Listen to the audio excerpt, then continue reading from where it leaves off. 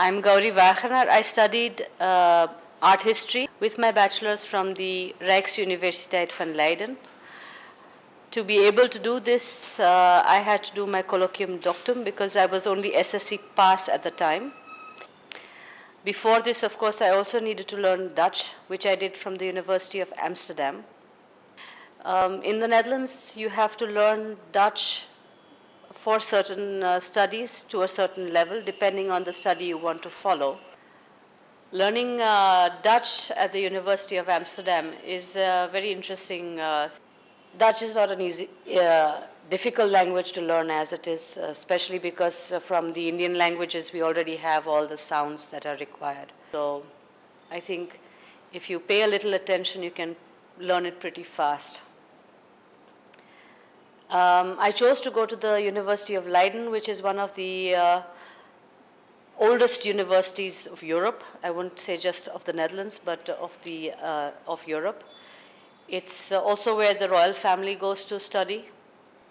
And after having followed some classes at the University of Amsterdam and being able to compare the two, having looked at Utrecht as well, I decided to go to Leiden, which made me more comfortable as a faculty. Studying in the Netherlands is a pleasure because it's very hands-on.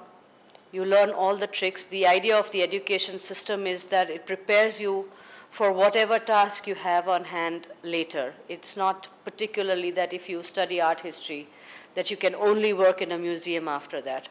It prepares you to be able to work in any field thereafter. The approach with professors or teachers is very open. You call them by their first name, which is, I think, a little difficult for Indians coming from a very hierarchical society. Quite refreshing because you can openly and easily talk to your teachers. They are very approachable. They will guide you when you have any doubts. And all in all, it was a wonderful experience because I was one of the few students who was a student, coming out of at the age that I would join a university. But I was already married by then, so I was in between the fresh students and the mothers who were now taking time off to go back and study.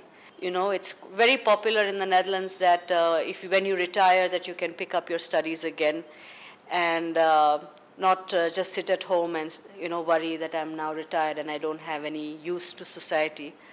Teachers who are doctors and professors at the age of 30 and some who are older, but all the same very dedicated to their task, very approachable, as I said earlier, and open to suggestions from students on courses they could develop, on ideas that could be converted into workshops and things like that.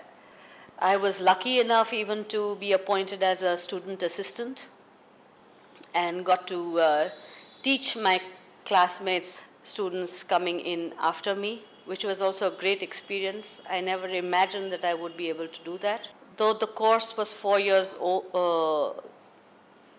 divided into the first year in bachelor's degree and the next 3 years in the master's, you could expand and adjust your course according to your needs. You could do 2 years for the bachelor's, which was known as propedeuse at the time.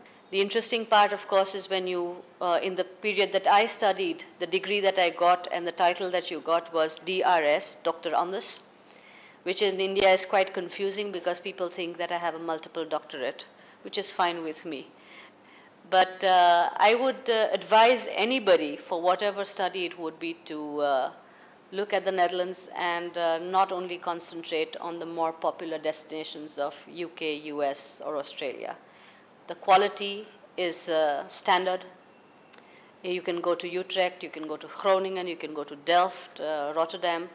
There is a standard of education. There's no disparity or a large difference in the quality of education that one would get. And of course, it's European, so it's world class. Thank you.